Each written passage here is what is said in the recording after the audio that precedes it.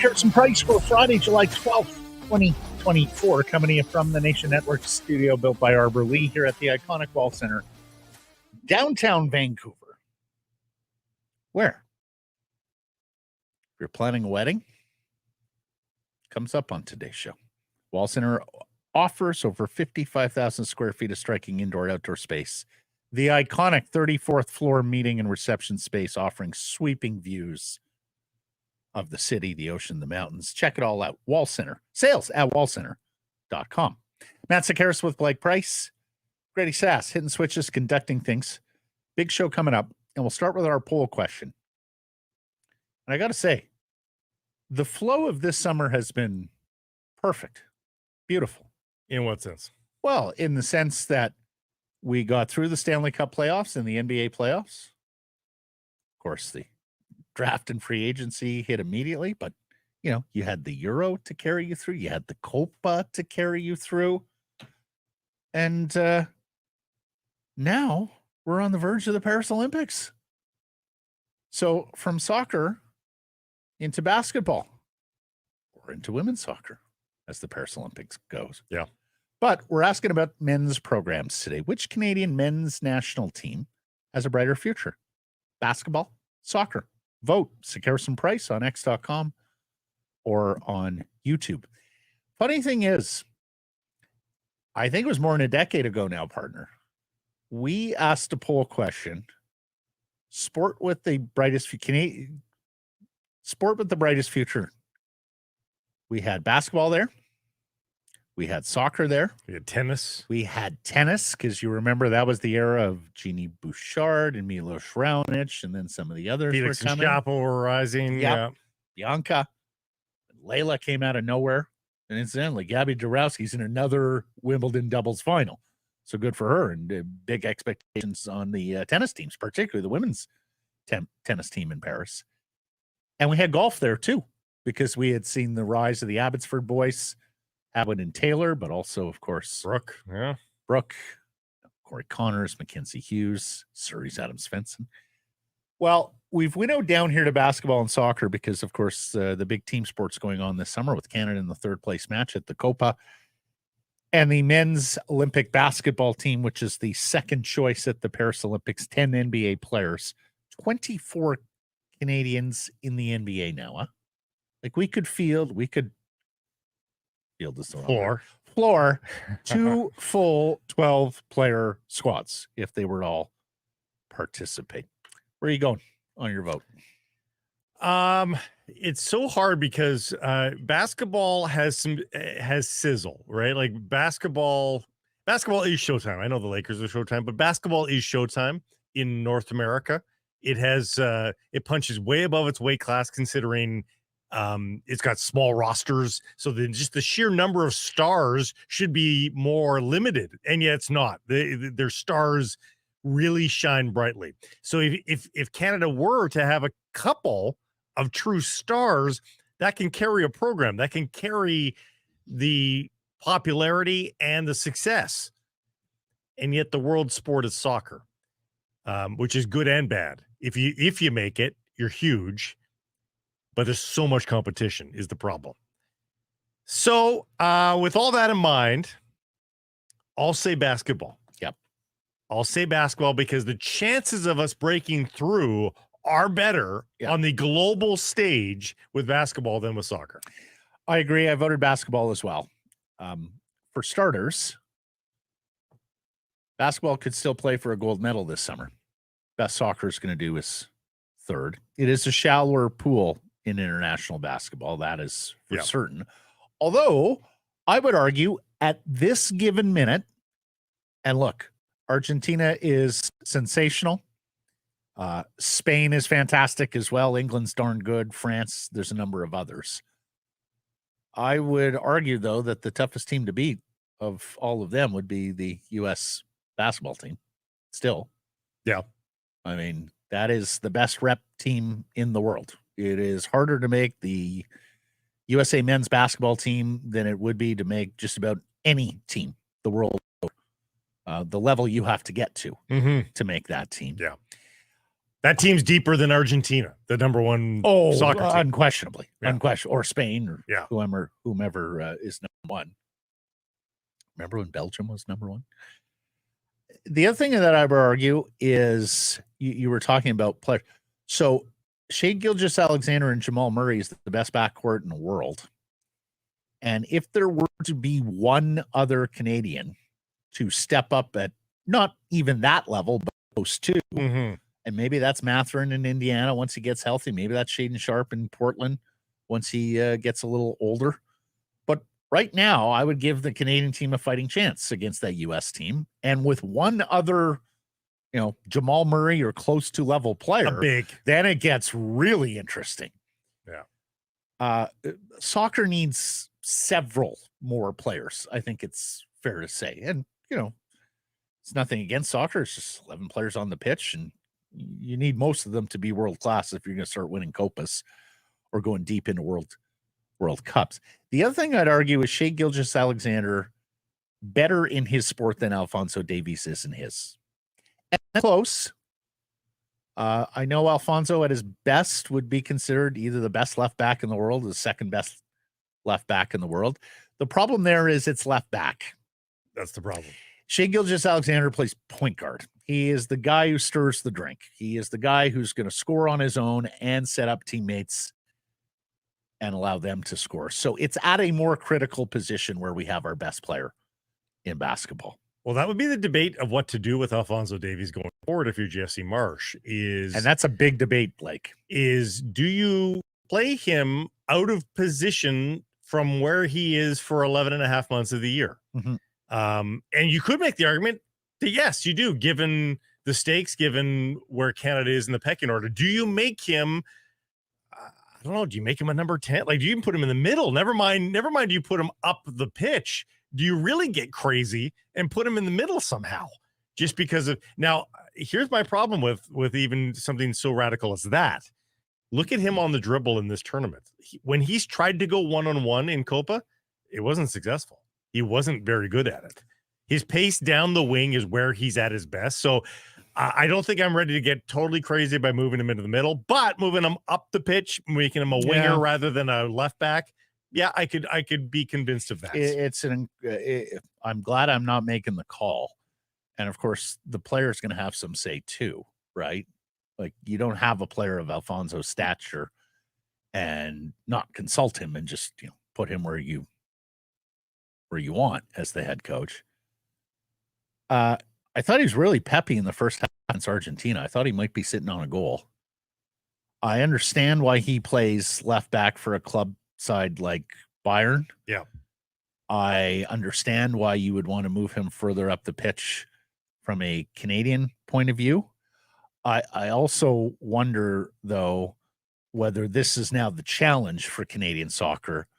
Go find yourself some wingers, midfielders, that you feel good enough about that you can leave Alfonso at his natural position or the position he plays professionally, club level, and see if that's the best way to organize the chess pieces. But this is the end of the weeds in soccer, but all formation matters, right? So if you play 3-5-2 and have him as a wing back in a 3-5-2, well, then he's up the pitch a lot more than he is in a four-back system where he's a left back.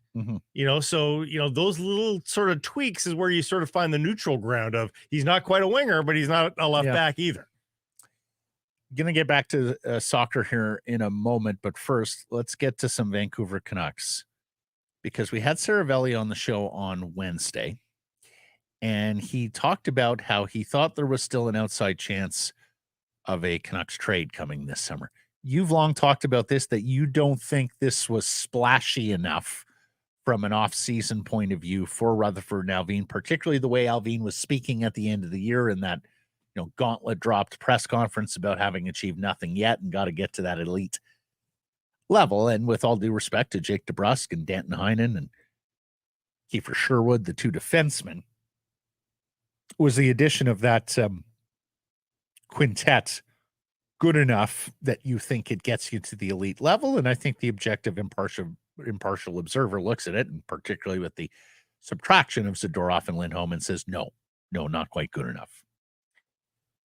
We've talked about these scoring wingers that are still out there on the trade block, Blake. Martin Necas in Carolina, Mitch Marner in Toronto, Nikolaj Ehlers in Winnipeg, Trevor Zegras in Anaheim, and of course, once he gets out of the NHLPA, NHL Player Assistance Program, Patrik Allvin. At this stage of the game, most of the cap dollars are committed. You would have to move money out to be in the ball game for any of these guys. That's Conor Garland, right?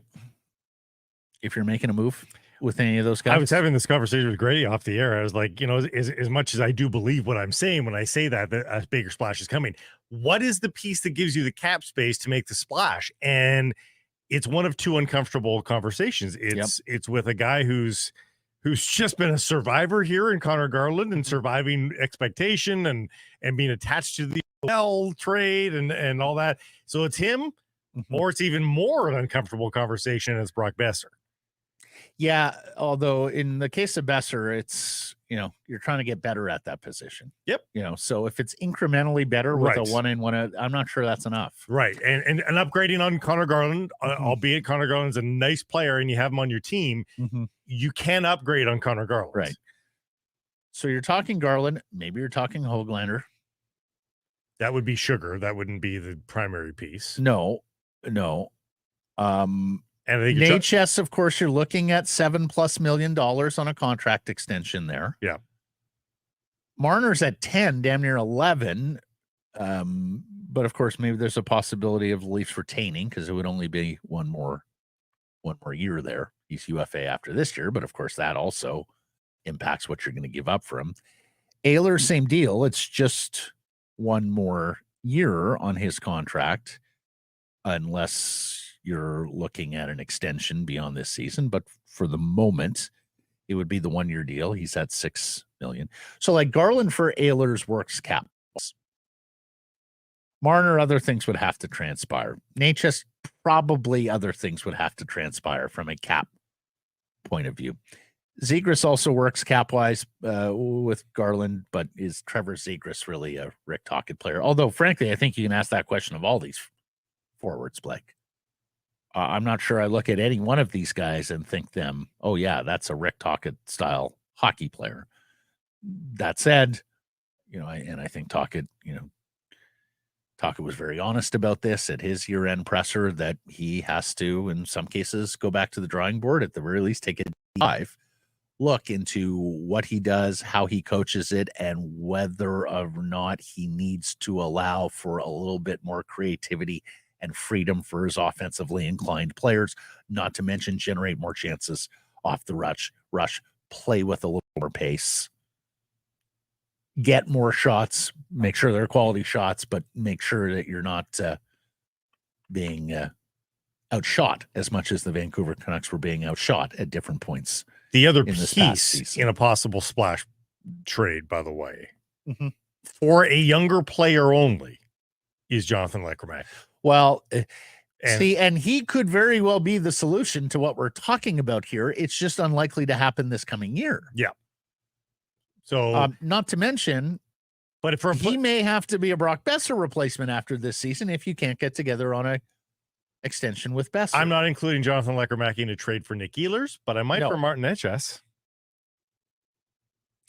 You get young enough. I'm not doing Garland and Lekramack for Necas.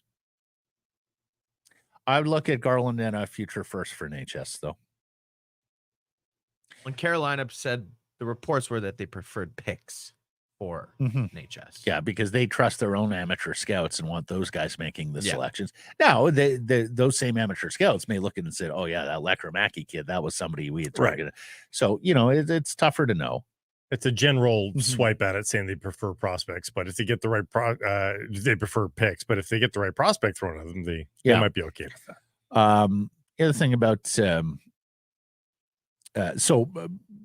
Marner and Ehlers, of course, be the 1-year deals, and then you have to hit the contract. Necas, you would presumably have more club control because you'd be re-signing him as an RFA. I am a little surprised that none of these guys have moved yet. I thought we were looking at a window there between the draft and the early parts of free agency where if one of the, if these guys weren't traded at the draft or in or around the draft, they would be traded in the aftermath of free agency after some teams discovered, oh, well, we didn't get our guy. Now, look, we're only 11 days from free agency, so that could still be taking place. And frankly, Blake, maybe some of these guys get traded for each other. And in the case of Ehlers and the Winnipeg Jets, they also have Rutger McGroarty there as well, right? The first round draft pick, American forward, who doesn't want to play for them. So that could be a bigger trade when it comes to Winnipeg. The other thing we talked about with Saravelli is, and Patrick Johnson yesterday, more prominent, Arturs Silvos still awaiting a contract, still an RFA.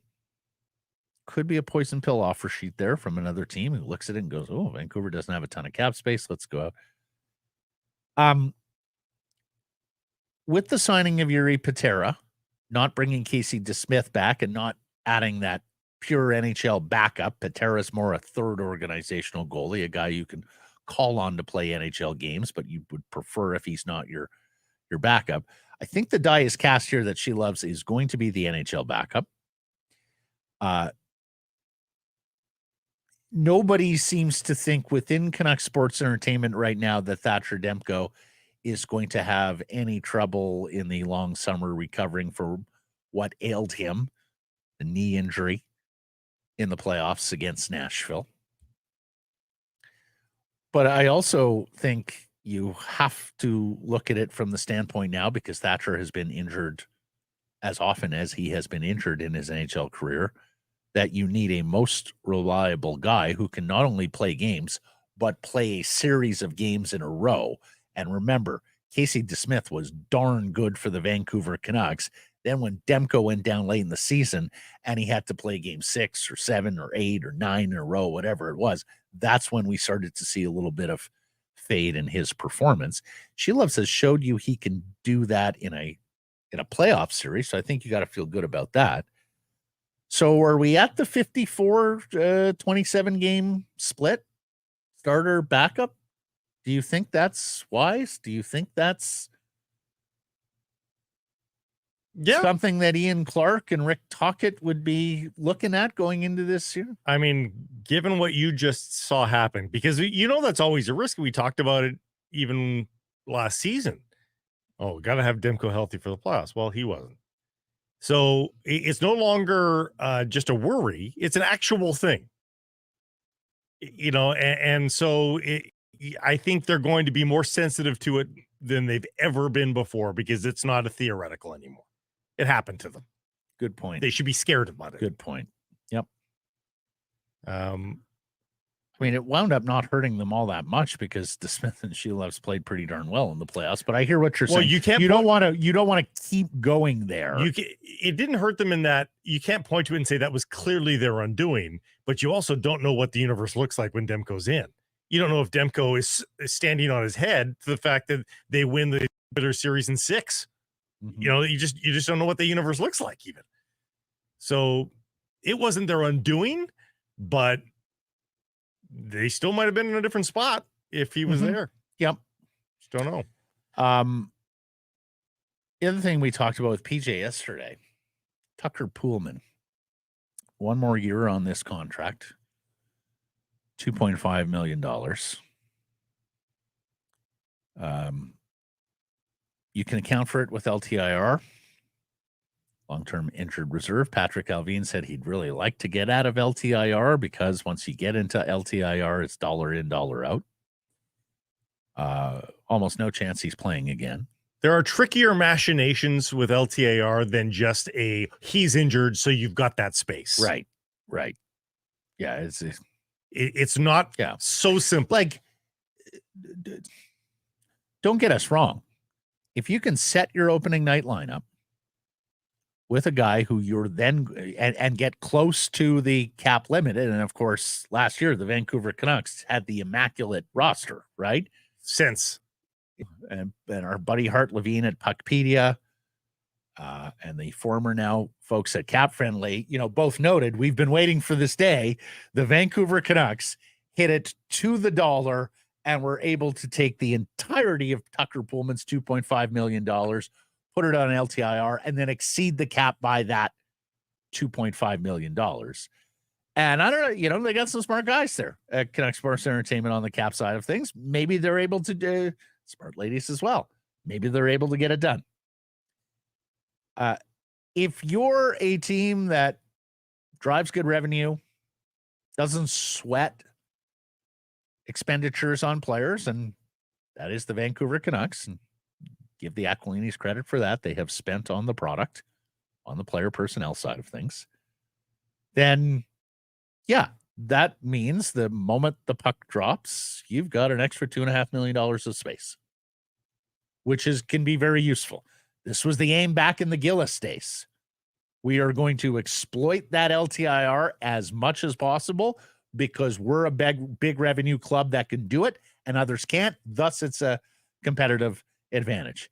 It has now been taken to the next level, to an art form, to a science, to a dark art form, perhaps, by the Vegas Gold Knights, Tampa Bay Lightning, who have found ways to generate an additional $18 million in cap, so $20 million in cap space by having guys on LTIR. But there are further gymnastics down the road when somebody goes on injured reserve and you got to try and call somebody up and you can't do that. Or heaven forbid, the player is about to return from injury and you have to account for his massive salary. Right. So again, machinations that if you didn't have LTIR guys that just are way easier. So to trade Tucker Poolman's contract would be helpful.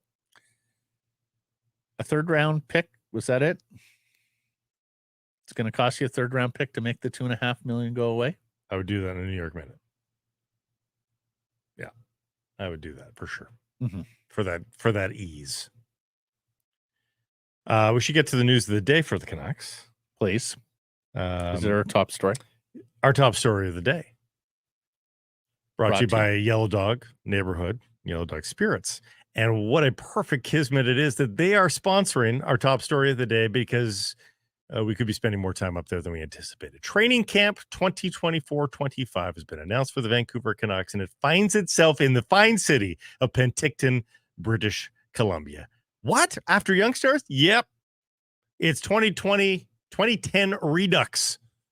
Young Stars rolling right into main training camp, all in the heart of the Okanagan there, Penticton, British Columbia, including a blue-white scrimmage game on Sunday, open practices for the public throughout the course of the week and weekend. It's not a week, it's a few days. But gone are the days of weeks-long training camp. It's a few days. It's actually a lot less than you might think, but nevertheless. Are you telling me from Young Stars till the 22nd there? We're no, stop. Am I going to be drinking all those? No, not you. No? No, Penticton can't handle Grady Sass for that amount of time. But for you diehards, it might be worthwhile getting on Airbnb now and booking your spot here because can you get on that for us, Blake? Yes, please? Indeed. Okay. I thought I was gonna have a week with all those nice grape freeze, Yellow Dog Spirits. We could do some shows from there. You can have a weekend of that. You can have a weekend of that. Record a couple shows. You got a weekend of that. All on Matt Sekeres' expense. No. See, he knows my rule that we're when we're out in the wild, producers don't pay. So he's looking to exploit that. Oh. Last year I took him a couple rounds of golf. Last year I took him golfing, paid for dinner, paid for all the drinks we had, and then still gave him some per diem to finish off the weekend. You did? That means I did too. Yes. Well, kind of. You were paying a per diem above our per diem? No. The custom Grady per diem rate. Yeah. My goodness. Great. He's got a big appetite. Anyways, the South Okanagan Events Center, which is the home of the BC Hockey Hall of Fame, and in fact, a week from tonight, the BC Hockey Hall of Fame induction gala, is an extraordinary facility. I mean, it is just one of the best facilities in the province. It's an awesome spot to watch the game. Check out the neighborhood corner there, where we've watched Young Stars the last couple of years. Yeah. Done shows there. And I almost wonder if training camp is a bit of a give from them of, we're not bringing many people to Young Stars. Like the Canucks aren't really going to be pulling their own weight in terms of a marquee team at Young Stars. I mean, they'll have Lekramaki, but not Wheelander, right? Yeah. And do we know Lekramaki's attending? Well, one would suspect. Yeah, you'd think. One would suspect. It's got to be. But he's going to be at main camp. So. Yeah, but he's not. I mean, he's barely touched North American ice. So I would think so. I mean, I certainly don't think that's insulting to the young man. Do you think it's insulting? No. We've seen, I mean, Dylan Holloway McDavid played in this tournament. So come on. No, it has nothing to do with that. It has everything to do with age and expectations and stretching the player out. This is a player that has never played a CHL schedule like Connor McDavid did.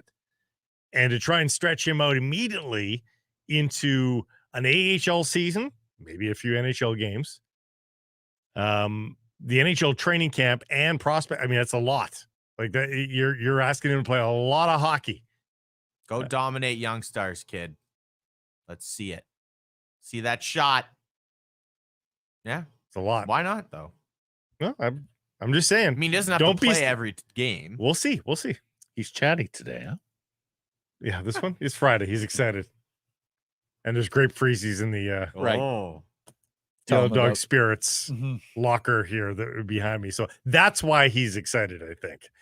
So before he drinks them up in Penticton, he'll be ready for it. You can grab one of the beautiful mix packs they've got for you for this summer. 2 delicious, refreshing mix packs from Yellow Dog Spirits.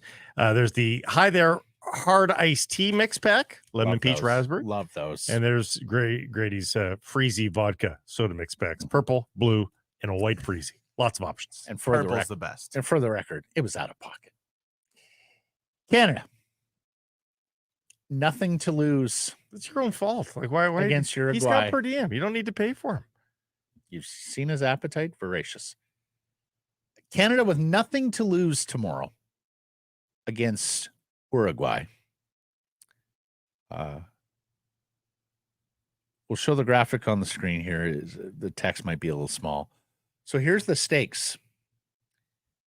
A win in the third place match of the Copa against Uruguay would move Canada from 43 in the FIFA World Rankings up to 33 if they won in regulation time. Mm-hmm. It would move Canada up to 36 if it wins in a shootout. A loss on penalties also means gained ground. Sure. Up to 41 from 43. And a loss in regulation, status quo. Yeah, no lose. They would stay at 4. Yeah. So it is an absolute no lose proposition for Jesse Marsh and the Canadian team. And Blake, I am telling you now, if I see like the MLS side dressed tomorrow, I will be furious on Monday. You play to, not to go Herm Edwards, but you play to win this game. This would be amongst the biggest achievements in the history of the Canadian men's program. I know they won a Gold Cup. They got into those quarterfinals via a coin toss. Full value for what they did after winning the coin toss, but they were lucky to be there. Pure luck. This was earned to get to this third place game. This is a terrific soccer playing nation with some global stars. You play to win this one. You lean on all your big dogs. If Fonzie needs to go 120 minutes, Fonzie should go 120 minutes tomorrow. Okay. I'm not for any kind of lay down here. If there's something, we talked about experimenting up top because it hasn't worked. If there's going to be some experimentation, if there's going to be some things tomorrow about looking forward and what's best for the club going forward into the next cycle, and of course into the FIFA World Cup 2026, where they'll play 2 games here in Vancouver at BC Place, fair enough, but let it be Let it derive from things that haven't gone well with this group and the 11 and changes that you would make competitively irrespective of the stakes. Not because you're conceding anything. I don't want to see any kind of conceding. I don't want to see any kind of defeatism tomorrow from Jesse Marsh and this Canadian side. Well, we're like Latvia getting to a third place game in global hockey. Why are you so worried about this? Because I see he wants to try Luc de Fougerolles at left back, the 18-year-old from Fulham, which, hey, he plays at a big English club. If you think that playing him at left back and playing Fonzie up the wing gives you a better chance to beat Uruguay, I'm all in, coach. You're the expert. But please don't tell me you're playing Luc de Fougerolles at left back because Fonzie's not going to play. Well, it's not a big enough game. Oh, Bayern's, we've got to concern ourselves with what Bayern thinks of it. No. That doesn't happen with other national sides and other great players. They let it be known. My country, very important. I'm going to give it my all. I want to see the same. He's a defender. He's not a left back. So when he said left back, I think he means left center back. So I think that means he's played left back and he's played center back to Fougerolles. So, but he's a defender. Like he would come in for Derek Cornelius, I think, is where he would come in for. He's not coming in. So then my question would be, are you further ahead with de Fougerolles over Cornelius? You are no further behind. Okay. And that's the level I'm willing to accept, Blake. I just don't want him to put a weaker player out there or do some sort of experimentation formation-wise because you're a big underdog here. You need all your best guys going. We want to win the match. Let's see what it looks like. I mean, Ishmael Kone looked like an inferior player when he started the tournament. He looked like a world beater last time out, and that's a guy who's going to be playing for Marseille this year. So, we'll see. I'll be outraged if I see it. Until then, I just don't like the vibe I'm getting out of the camp there, Blake. Just because of if you didn't see the Luc de Fougerolles decision, no, it wasn't just that. Okay. I already hear the soccer journalists in this country, and the apologists, the apologizing has started. Well, truthfully, there's only who has emphatically earned their position in the starting 11 in this tournament throughout the tournament. Davies, Eustachio, Crépeau, Johnson. Yep. Those are the only players that have emphatically earned their positions. I understand that, Blake, but the other thing that I'm saying is Jonathan David has to play. I disagree. And no, because on any given day, no. He was the worst player on the pitch last game. Okay, but worst player on the pitch. And he hasn't scored a goal of consequence for this team in God knows how long. It's time to find the next one. You know when an NHL coach benches a star player or healthy scratches a star player, this one is the first to say, well, great message sending, coach, but you know what you've done? You've weakened your team's ability to win that game because you're not playing your best players. Jonathan David is amongst their best 11 players. No, he has not looked good. But the likelihood of you finding a striker that is better than Jonathan David over the next 2 years is nil. Oh, no, I disagree wholeheartedly. I disagree. Okay, who is it then, Blake? Because really, that person would almost already be announced. Would have already announced their arrival somewhere. Again, Kenny Oluwaseyi's goals per 60, goals per 90 in MLS is only trumped by Lionel Messi. So here's what I'm saying. If you think he's better than David, gives you a better chance to win. Fair enough. David's coming in as a substitute, right? Yeah. Or you start David, play them both together. Or you play David as a 10. As I said the other day, Larin and David have not worked together. That much is clear. Now, you can sit there and go, the problem is Jonathan David. Fair enough. But David is the better player. We all know this. But David is not playing as a proper striker right now. If you want to slide him underneath Oluwaseyi as a 10 and feeding the striker, fine. But that's a change in formation or change in deployment rather than just running it back and expecting things to change with Jonathan David. Okay. So Again, let's just see what he rolls out, and we can critique it on Monday. I'm telling you now, though, I'll be furious if Alfonso isn't in the starting 11. I don't think he's the captain. He's not playing the captain. Okay, I'll be furious if Alfonso Davies is taken off shortly after halftime. Well, if you're down 2 buzz in the 60th minute, I'm okay at that point. Okay, if you're down 2 buzz, sure enough. But tie game, up a goal, down a goal. Fonzie, you're playing the whole 120 if that's what we need. And you're taking a penalty. So it is 11 Uruguayan players that are being looked at for their participation in that awful scene in the stands in Charlotte with the Colombian fans. Expecting 11 players that will be sanctioned in some way by CONMEBOL. That's the South American Soccer Federation that runs this tournament. Unlikely it's going to happen before the third place match tomorrow. We talked about that. Per the FIFA guidelines, if a player engages in a physical altercation with the fan, they can face a minimum suspension of several matches. The length of the suspension and the financial penalties depend on the severity of the incident and the evidence provided. So as we discussed yesterday, FIFA, like just about every other sports league the world over out there, draws a firm red line when it comes to physical altercations with fans. That all said, you were telling me that CONMEBOL has had these incidents before. Just a few months ago, Brazil and Argentina, and Argentinian players had to come to the rescue as well. And they, again, folks, we're talking about a very different culture and level of violence here, where I think the conference just kind of looks at a player intervening on behalf of his family and goes, "We get it." Yeah. And again, the devil's in the details. Yeah. If the intervention was go into the stands, grab your wife and child, bring them to safety on the pitch or somewhere else, I don't think anyone would have a problem with that.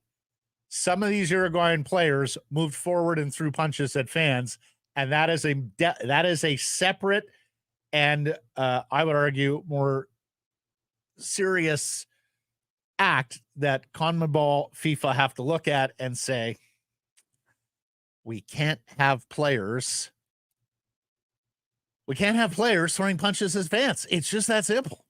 I understand there's context, but that's got to be black and white for us. These players, like it is for most every other league in the world. These players aren't former members of SEAL Team 6. Their extraction of their family is not going to be precise and quiet if they're being attacked in that moment. I think you then say the expectation is that you're going to keep our family safe. Well, and this is what they complained about, and perhaps rightfully so. But again, some of them went in the crowd and then were looking to climb rows and throw punches at fans. That is no longer defensive posture. I'm going to bet that was out of frustration of the game you just lost. And that's something you can't stand for if you're FIFA or CONMEBOL. I think what we've always expected out of fans is, or out of players is, you've got to turn a blind eye to when a fan is razzing you. Right. When a fan is telling you, hey, a deaf ear. Hey, Johnson, you're a piece of shit. Yeah. Well, you just you can't do anything about it. You don't react to that. Or flip it and, sterilize it, have some fun with it. Sure. Yeah. David Benefield, our old friend David Benefield, used to love the repartee between the fans behind the bench when he was playing for the Lions or other CFL teams. And of course, he made his way around the league, so he knew a lot. He used to love going back and forth. And the angrier the fans got, the more David, and he's a quick wit if you know him, would turn it on his ear, have some fun with it, mock, cry, all those sorts of things. Sterilize it, neutralize it. If you're going to respond, it's got to be in good fun. But that was always the thing is, you can't react to them trying to goad you. But the minute you certainly can't go in the stands, the minute the fans are attacking your friends and family, to me, it's a different set of rules. Yeah. It's a different set of rules. And they're trying to and this is where we disagree because, I am all for protecting your family. But going forward and looking to punch fans, that's no longer protecting your family. But when you're getting punched trying to protect them, you're not going to turn around and punch the guy that just punched you? I would have to look at the video again. What I saw was a Uruguayan player throwing a punch and then a Colombian fan throwing a punch back. Yeah, I mean, you need the full run up of the event, and I'm not saying that none of them didn't cross the line, but I'm just imagining as I'm trying to extract them out of, and I'm getting punched in the back of the head. I'm probably gonna turn around and swing at the guy that just punched me. Mm-hmm. Like you got to put yourself in that position. No, I understand. I mean, there's instincts that are involved there, right? There's adrenaline. There's a lot of things going on. Yeah.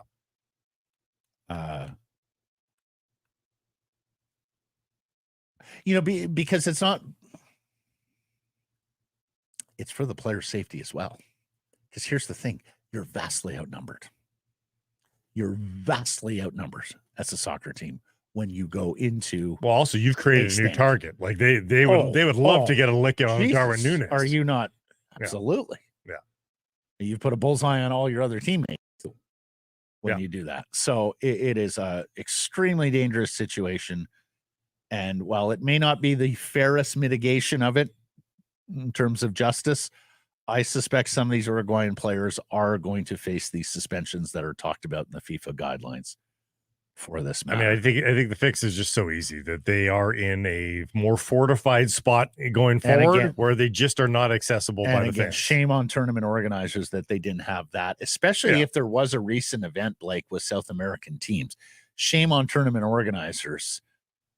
I wonder if the stadium ops folks there in Charlotte that they didn't have a greater presence there to keep those fans away from those Uruguayan. I wonder if there's a naivete of this is in the United States, that won't happen here just because it's not in those countries. But violence happens. Different attitude. Violence happens. If there's one lesson we've learned about our friends to the south, is that violence happens in that country. Yeah, far too often. So, really great news for Canucks fans when it comes to the gap with the Edmonton Oilers. Learned something yesterday. Legendary Edmonton sports columnist Terry Jones quote tweeting a photo of Leon Draisaitl engaging to his now fiancée. If you go by Punch Imlach, the Oilers are in trouble this coming season. Punch used to say players generally played poorly their first year after getting married. McDavid and Draisaitl? Punch Imlach finished coaching in 1980 with the Buffalo Sabres. I can't believe he went that long. Yeah, won 4 cups with the Leafs in the 60s.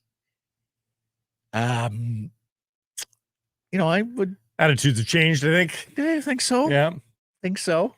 We moved on past the old ball and chain. Like, that's effectively what he's saying. Oh, once you get the old ball and chain, you're going to be terrible. Blake, you remember Jack Nicklaus way back in the day? I think Tiger would do well to settle down and get married. He did that. Then what happened, Jack? Yeah, it was the opposite. The opposite bit of advice. Something tells me Tiger's game would have been okay with or without her. The rest of Tiger's personal life might have been a little tidier without her too. He should have gone just full Waffle House all the time. I have become familiar with some professional athletes I've covered over the years who have made the decision that marriage is going to be something I do after my career for a variety of reasons. Some reasons professional, some reasons recreational. I don't know. But just avoiding... If you're not done with your wild oats, you probably shouldn't get married. There are a lot of jobs in which it's hard to live the normal domestic life that society has put the boundaries up for, the stencil up for. Being a professional athlete is one of them, but I don't know that it precludes you from being able to perform. Oilers also on blast at the ESPYs last night. Comedian Nikki Glazer, and boy, is she funny. Must be tough losing a game of ice hockey to a place with no ice. The Florida Panthers. Camera zooms to Evander Kane. He didn't laugh much. Come on, Evander. I mean, it's not even like it's just a joke to the point where, of course, there are Canadians on the Florida Panthers. It's not a bunch of Floridians who grew up in Florida with no like, exactly. It's a nonsensical joke. Exactly. Yeah. So just have fun. Roll with it. Exactly. The big first place showdown tomorrow at BC Place. The 4-1 Riders and the 4-0 Saskatchewan Roughriders. The battle to be number one in the West. And, of course, Saskatchewan is the only undefeated in the Canadian Football League now after the Montreal Alouettes lose at home on Thursday night to the Toronto Argonauts. I believe less in the Riders than I did in the Owls. So this should time to take down the Riders. We have talked about the way the CFL has organized its schedule this summer with games Thursday, Friday, Saturday, Sunday, one game a piece every day. In fact, I think the bye start next week or the shorter schedule starts next week or the week after. At some point here, they go to just Friday, Saturday, Sunday. Those Thursday night games, much like the Thursday night games in the NFL, those aren't great when it comes to player health and safety. They wreak some havoc, yeah. The Lions have had 4 short weeks here, and wow. What the Alouettes faced yesterday, they were missing a couple of defensive starters and a receiver starter as well going into the game. I've never heard this in my 25 years covering football, but both the kicker and the snapper got hurt in warm-up. They had to go to the backup kicker and the backup snapper, and their kicking operation was still perfect. So, hats off to the backups there. Then in game, they lost their quarterback, Cody Fajardo, their defensive captain, Canadian starting safety, Decoy, and a starting linebacker, Canadian linebacker. That's an awful lot. We were talking earlier this week about how, Montreal, Saskatchewan, BC play healthy, and it's going to be tough, but, keep up some semblance of this pace. We could have some really good looking playoff games and a Grey Cup game here at BC Place. So we'll see how the Owls emerge, but they lose their first game, which means BC wins this game, Blake. I think they're atop the CFL power rankings, right? Yeah, they'd have to be. They'd have to be. By the way, the Thursday nighters stick around right through till the end of August. Oh, really? Next week is a little blip for some reason, but so no Thursday nighter next week, and then back to Thursday nighters the week after, through to August 22nd. I knew there was a week where they didn't have a Thursday night game. So tomorrow at BC Place, Terry Fox Plaza, it's a watermelon smash, which has become tradition here when the Riders come to town. We're expecting more than 30,000 at this game, everybody. Free mullets on the plaza. You want to lean in? Oh, they're not like wigs. They're providing haircuts. Will cut your hair into a mullet for free, but only a mullet. Do you? What? You're gonna cut hair? Not here. You're not gonna, maybe in the green. You're not room. Gonna sweep after me? No. Do it by his desk. Heavens no. It'd be fun to cut somebody's. Maybe Grady could pay for some with all that per diem. Shaved my own head in the pandemic. That was fun. Josh Banks and the global Thibaut Debaye are out of this game. We had talked about how there were some injuries there at defensive tackle. Jonah Tavai, Marcus Moore will start. Christian Covington listed as a backup. Javon Coutoy is a game-time decision at slot back, the big Canadian. And we have had a very good relationship with @CFL_news, which is a CFL news aggregator over the years. Often listen to our program, often pick up on our CFL and Lions interviews and distribute them. I love the tweet. Jordan McSimic has been the BC Lions offensive coordinator for both Nathan Rourke when he set the CFL on fire, and now VA, who is also setting the CFL on fire. Time for some recognition. Absolutely. Yeah, we talked about the this. Lions offensive coordinator has been magnificent this year, alongside this great collection of talent. VA's got to the next level. They lose receivers. Next guy up. They had a bad day on the offensive line against Toronto in the opener, and they have fixed that as well. Well, it seems a little Hats bit more, off to McSimic. more than coincidental that they go back-to-back with these quarterbacks that hey, people like Nathan Rourke. They didn't think he would do what he did. Hey, people liked Vernon Adams. They didn't think Vernon Adams was capable of this.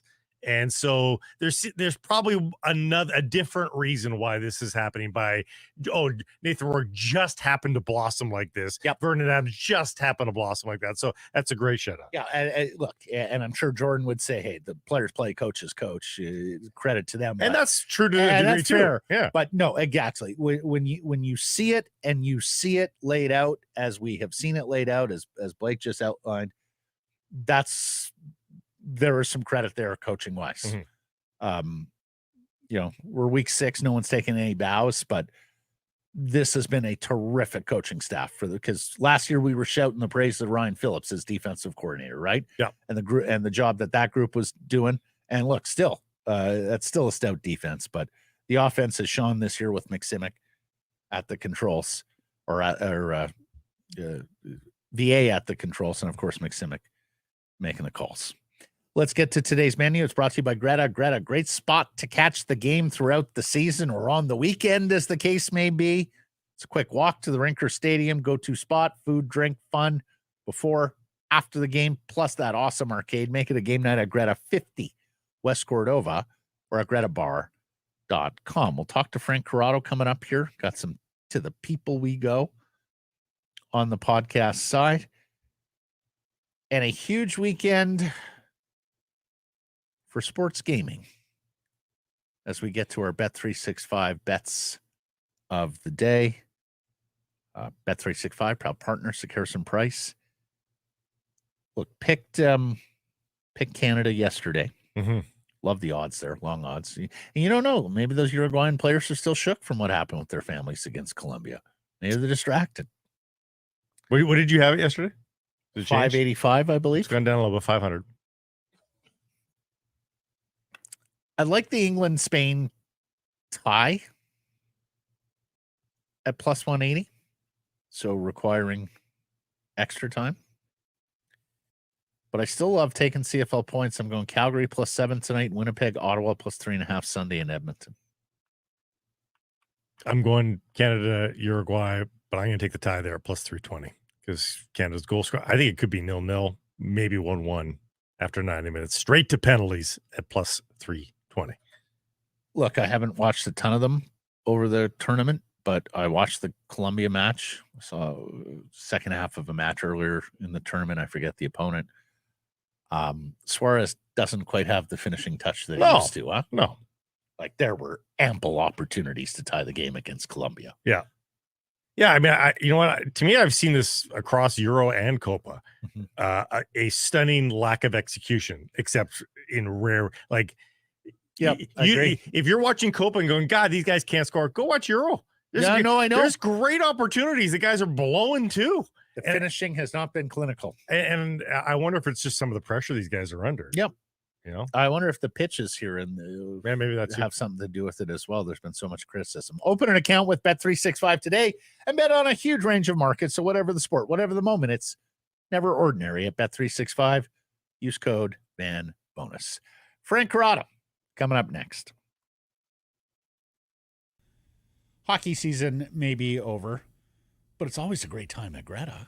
Air hockey season is never over. Right. And at Greta, it's the best air hockey table around, but all the best games. So never mind waiting for somebody else to stage something in Vancouver for you this summer. Mm-hmm. You can stage your own thing. The fun is always there at Greta. A quick walk to the rink or stadium. It's a go-to spot before the game, after the game. Make it a game night at Greta, 50 West Cordova, or at gretabar.com. The Vancouver Canadians are back at the net. Catch fireworks, giveaways, and Friday nooners all spring and summer long. Get your tickets at CanadiansBaseball.com. Our next guest is brought to you by the Arnold Palmer Design Whistler Golf Club. Off to an incredible start here for the 2024 season. That's both course and the service upon it, around it.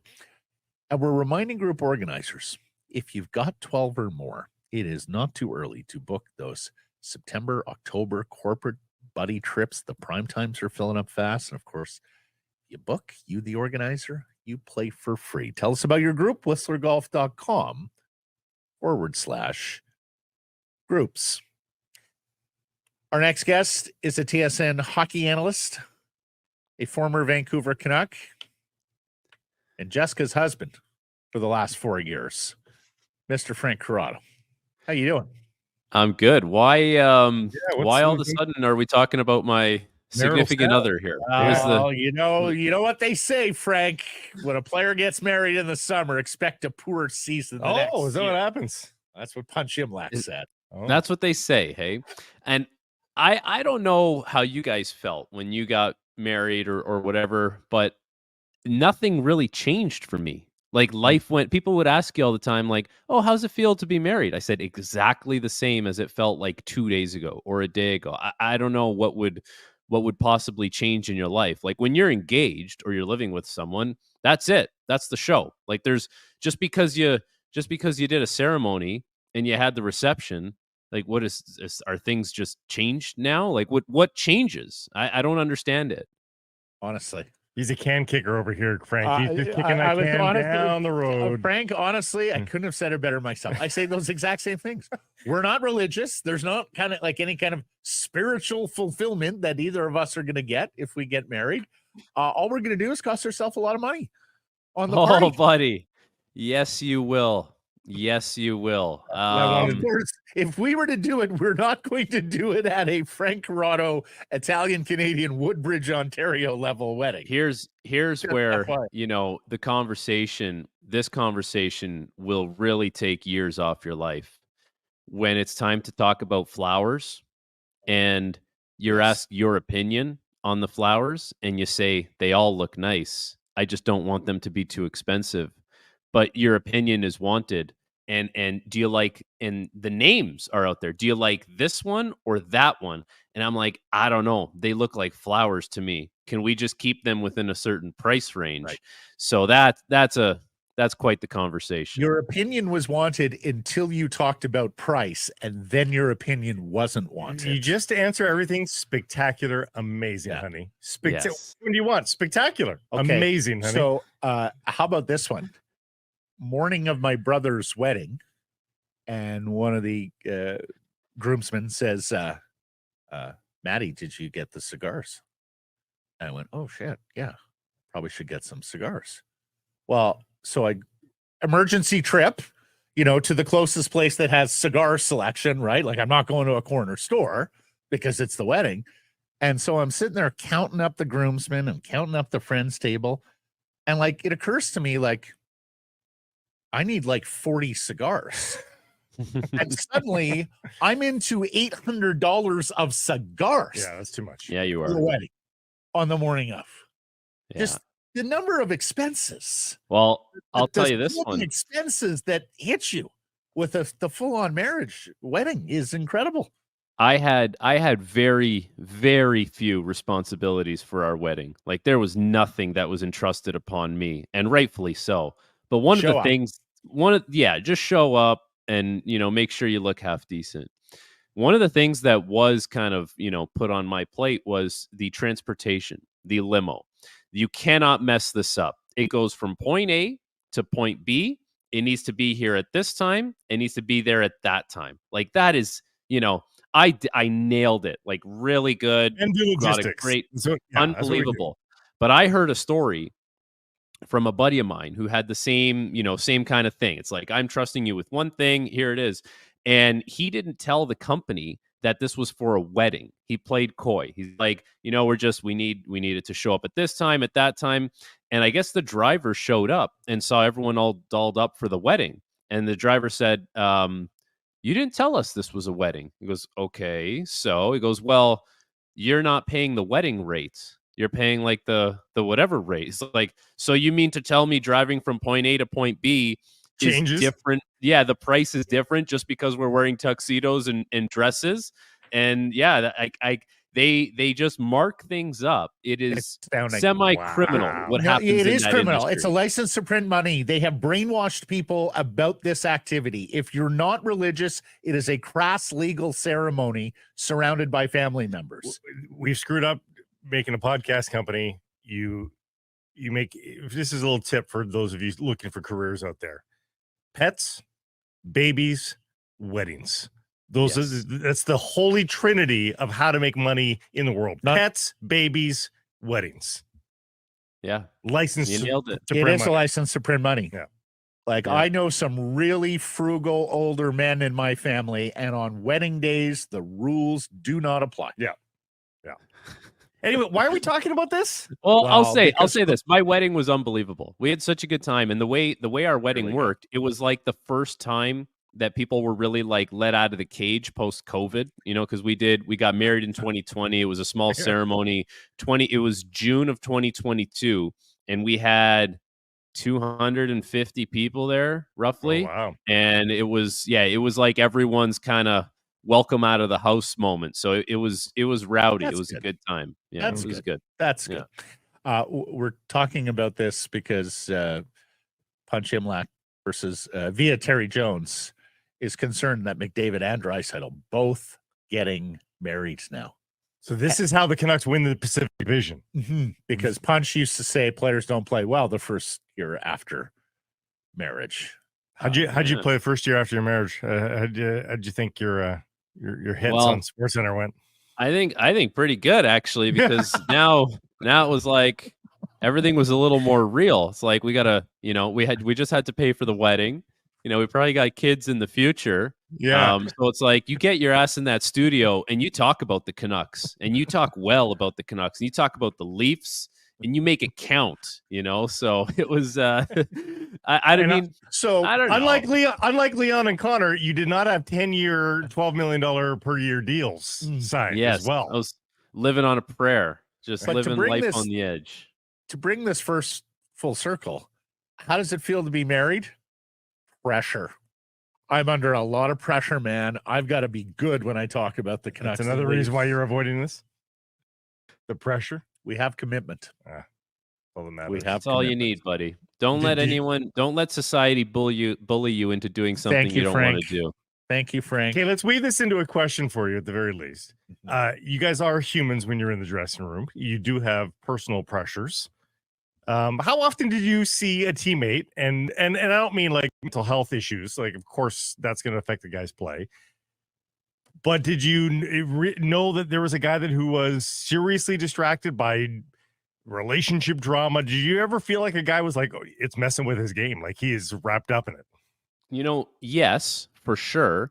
But it wasn't because the person was married. Like if you're with that partner, pre-wedding, engaged, post-wedding, it's the same. You're with that partner. The relationship is the same. Nothing really changes just because you slapped a label on it. But it always amazed me, not so much that, where, you could kind of, maybe you heard rumblings, there were some issues, and the guy at the arena was like, doesn't bother me. I go out there and I play, no distraction. It's like, how does that not consume, everything you're thinking up here? Because I would be the type where it's like, that might completely affect me. But it was so impressive with some guys where it's like, yeah, that's at home, not bothering me. Like, and maybe the arena was a little bit of an escape for you, and you didn't have to think about things there, and you could compartmentalize a little better. But I don't know. I don't think the label changes anything. And I think as far as, team bonding and team camaraderie, it's still there. You're still going to be on the road with the guys. At home, you're still going to have your stable of guys that you might do stuff with. It's not going to alienate you. And if it does, alienate you, if you have to go home on the road and go to your hotel and have an hour and a half FaceTime call just because, if there's no pressing matters or, issues, it's like, that's kind of your own fault for not setting that boundary. I don't think that's a byproduct of just being married. That's just, you didn't set a boundary early on in your relationship. If there was any truth to what Punch was saying, it would be about kids for me, not about marriage. Like the first year after you have a kid, like there's actual new responsibilities, new things to do. And there's less sleep. Less sleep too. Like, can you imagine, Frank, with twins, what that would have been like during your playing days? If you've got to go on the road, if you've got to practice and all that sort of stuff. I can't. I honestly, like, I honestly can't imagine right now, and probably you would make certain arrangements, like you would you're making NHL money, you would have to have the night nurse, you would have to have the full-time nanny, because you need to understand that from the time you wake up at 7 a.m. on a practice day, you're locked into hockey until the time you get home, which is maybe around 2. And then you can be dad and do your recovery and all that kind of stuff. But then next day's game day, so you're nowhere to be found. You're there, but you're not there. So that's where it would be a little more difficult. But like I said, you have to make the arrangements. When it comes to the relationship, you have to kind of not set the tone, because that sounds a little archaic. But it's like, here's kind of the way things have to work, and we both have to be okay with this and on the same page as it. And then there has to be that light at the end of the tunnel, I think, where it's like, if we really lock this in, if we and I can really maximize things, there's guys. You have a good NHL career, you can make between 20 and 30 million, never have to work another day in your life, and from the time you're 35 until whatever, you're living a great life together. So it is a little bit of like if you can get your partner to understand that there is a short-term sacrifice, and team bonding is part of that, your play on the ice is part of that, but can live a really nice life for a long time. Your life is longer after hockey than it is during hockey, but you really 5 to 8 you set years yourself up. Those 5 to 8 years until that moment, they can seem like a really long year for the wife who's home alone a lot. Yeah. Yeah. Did you used to did you used to nap on game day, and did you do that at a hotel, or did you go home to do that? I never really had a reason to leave the house, right?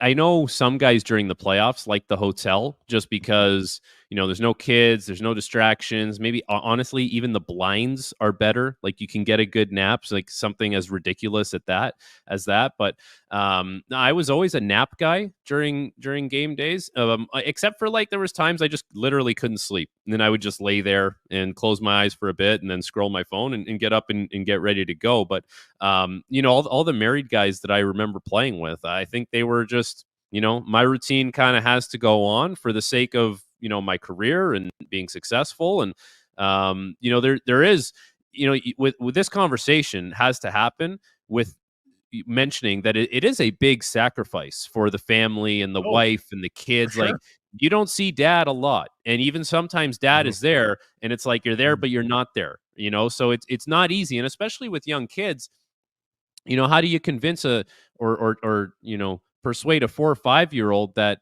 hey, we're gonna play later, or there's some negotiating that goes on there. It's hard for them to understand that, right? So I think there's a lot of sacrifice from a lot of people when it comes to the family stuff and successful hockey players. What about this? Because this cropped up on Canucks Twitter this week with regards to Jake DeBrusk. What about overzealous fans, Frank? Or even stalkers? Did you see any of that in the NHL? Just not firsthand. I think you might hear more digitally, but you can just block people now. Right. If someone wants to spam your inbox with stupid messages, or be a little overzealous that way, you can just hit the block button. I don't know, stalking has such a weird, creepy connotation to it, that someone's sitting outside your apartment building, or they're showing up at the same coffee shops or restaurants you're always going to. That is strange. But I think the way teams are set up now, and this has been this way for a long time, every team has a security person. It's just one phone call away, and they kind of can take care of things, the right way, obviously. And these are, would be retired detectives or retired police officers. And, they're basically committed to the security of all the players and staff on the team 24/7. So there are avenues, the correct avenues you can go through to kind of, make sure that doesn't affect you. On to back on hockey and the Oilers and Canucks. Where do you think the gap? Well, first of all, where do you think the gap was between the Canucks and Oilers this year through the playoff series, and where do you think it's gone in the offseason based on what each team has done? Because leaning on the marital status probably is not going to be enough to narrow that gap. Probably not. I'm not sure the Canucks can look at it and go, McDavid and Draisaitl are getting married. We're winning the Pacific again next year. Yeah, exactly. Well, with those guys getting married, you have to think that the Canucks are running away with the Pacific, based on that. Plain as day. Yeah, based on that logic. Everybody knows this. Listen, the gap is pretty close. We saw that in the playoffs. Like it was, it's a shot here or a game there, and it's the Canucks moving on and not the Oilers. So with the Canucks looking like a better team, and I know, some people may not think so. I do. I think the Canucks are a better team on paper this year than they were last year. The gap should be pretty close. The other thing that comes to mind when I think about them closing the gap is, the $11.6 million player for the Canucks has to play that way. He has to be a superstar, because Edmonton superstars, those guys seldom take a night off. And when they do, the team has a hard time winning, but those guys are just so good. So, Pettersson has to be Pettersson that makes 11.6. I imagine JT Miller's coming back the exact same way that he left off. Brock Besser, had a career year last year, and I expect him to be more like last year's Brock Besser, not the previous 2 seasons Brock Besser. Like all those things would need to happen, but I can see the Canucks being right there with the Oilers. The Oilers are probably still more explosive offensively, more dynamic offensively.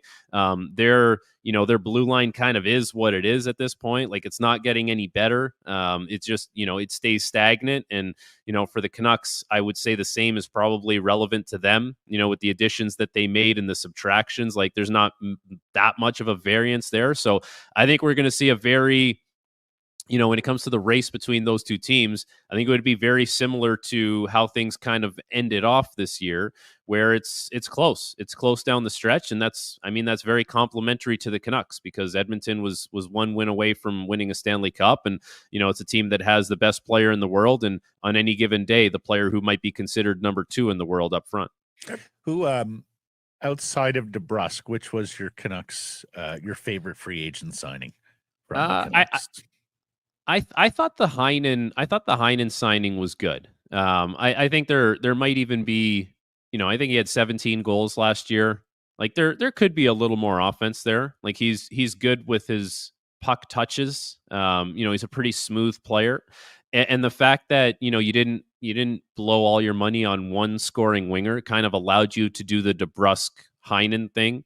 And just having, the swap out basically of Lafferty, Mikheyev into, DeBrusk and Heinen and Sherwood.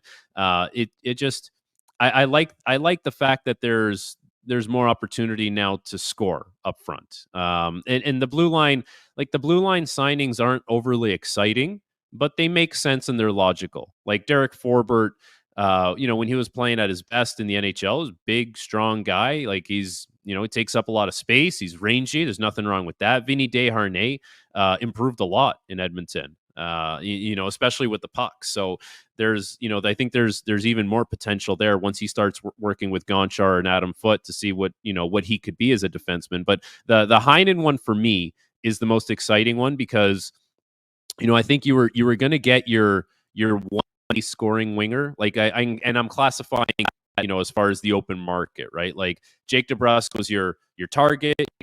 That's your number 1 guy. But to bring in another player, maybe not like DeBrusk, but similar, who can maybe get goals, maybe get you 50 points at $2.25 million. I think that's, that's something to be excited about. Everybody's convinced there's one more big move left by this management group, and not immediately, but sometime in the next 6 months, mid-season perhaps. Would you be surprised by that and try to get in their brain? Do you want to do that in the summer, or do you want to see what shakes free, who panics, after 2 months of the season, and maybe there's new talents available that doesn't seem to be available right now? What do you think the timeline is on the next splash by this management group?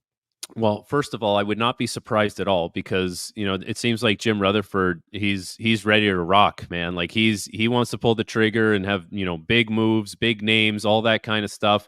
But I don't think it's just about the headline for him. Like I think they're Right. logical moves. It almost feels like it's plug and play with this team. It's like player X goes out, player Y comes in. Zadorov is out, Forbort comes in. Ian Cole is out, Desharnais comes in. Like, it's just piecing the puzzle together, which is seemingly what they do. So if I'm, taking a look at the roster, what's the next puzzle piece that is coming out, and what is that getting replaced with based on the history of their pattern and how they do things? It's not super evident to me right now what that would be. So that would lead me to believe that it probably is a little bit of a longer timeline, Blake, where, you're going to go into the season and kind of see, okay, what do we look like? Where are we lacking? Where are we doing well? They've shown, this group, that they're not afraid to make a trade during the regular season when maybe things are quiet. Like, they will be the ones to get the ball rolling. They will be the ones to set the market. So I don't think they should be in any rush to do things now. And if you're just kind of playing with the lines, Miller, Besser, Höglander, like, do you want to see what that looks like? Do you want to give him more of an opportunity up there? Like, is Pew Suter going lower in the lineup? Like, I just think there's a lot more that you can do with the lineup now. So I would maybe try and focus on that first before I make the external kinds of moves. The risk is, of course, you don't start well and then you look desperate and then maybe you don't get the same leverage, right? I suppose, but I don't see, I guess I don't see this team not getting off to a good start. Like, I think they would get off to a pretty good start. And even if you tread water for a little bit, right. Average start is fine. Yes. Yeah. Like, even an average start is fine. You need to catch fire at some point, then you need to catch fire at the right time. And ultimately put yourself in a playoff spot. And with the way the things line up in the playoffs now, it's like, you're going to have to go through a good team eventually. Sometimes you have to do it in the first round. Sometimes it's a second round. Like, it's just, there's no easy way to get through it. So as long as you're in the dance, you're fine. But I just, and you know what, even if you are a team that, reeks of desperation to make these kinds of trades, you can get pretty creative now. Like, you can find ways to get, people's contracts and money that other teams don't necessarily want. And, like, you might actually be helping a team out, taking a player who makes some, makes some cash that, it's not the traditional kind of, demand that maybe we have seen in the past. Yeah, and what we've also been talking about this week, Frank, is all these forwards who are still available in trade, most of them wingers, Marner, Necas, Ehlers, Sekeres, even Laine, when teams are able to, speak to him more readily. So there is offense available here via trade in the NHL summer, because we anticipate most of, if not all, those guys are going to be finding new homes. Yeah. Right? I guess I think Marner's running it back as a Maple Leaf. I think he's gonna do this year in Toronto. I don't know if there's gonna be, and this is just me speculating, like, I have obviously no inside knowledge. I don't know what would warrant an extension for him until you see what it looks like in the playoffs. Like, what's he going to show you in the regular season that he hasn't showed you already, that would now say, oh, we'll give you the extension. Like, you kind of need to see what the playoffs looks like. So that might be scary for the Leafs. It might not be scary for Marner, because I think there's a big bag of cash waiting for him, if he signs an extension with Toronto or if he gets to market. The Necas, Ehlers thing is interesting to me because you would think that would make sense if both those two guys maybe flipped, for each other. And I don't know the other pieces that would go each way, but, Ehlers would be going to Carolina, which would give them, a different look, up front. And then Necas would go to Winnipeg, which would make sense for them because now they can sign him to a longer term ticket. Yes, they're going to have to pay him, but theoretically, if he plays well, and he plays, kind of in the price range that you're paying him, now you can buy up a lot of UFA years, which is important for the Jets because now they don't have a guy who's going to market in 2 and 3 years and maybe signing somewhere else. So that would make sense on paper. And I think with Trevor Zegras, like I'm not, if I'm a GM, I'm probably not overly eager to give up much. Like I think he probably has more to his game that he needs to develop. Before I'm willing to give up significant assets. And Patrik Laine makes a lot of money. Like he makes $8.7 million and, great goal scorer, hasn't been able to score a lot just because he hasn't been healthy. So there's complications with that as well. So as much as there's names out there, there's just not, there's not a lot that makes sense maybe for Vancouver. But I think to Blake's point, because some of these deals are harder to make, even if you do look desperate, if you can find ways to kind of move some money around on your own books, and you can take that money off of someone else, maybe there is an easier deal to be made if you really had to make that deal. So I wouldn't worry too much, or I wouldn't get too hung up on maybe looking desperate in the eyes of other teams if things don't get off to a good start. All right, buddy. Well, we're in the dead of NHL summer. I'm sure you are have we ever? Yeah, are we ever? We talked about weddings for 13 minutes today. I was going to ask you. Let's bring it first. How many weddings are you going to this summer of teammates? We have two. We have two this summer.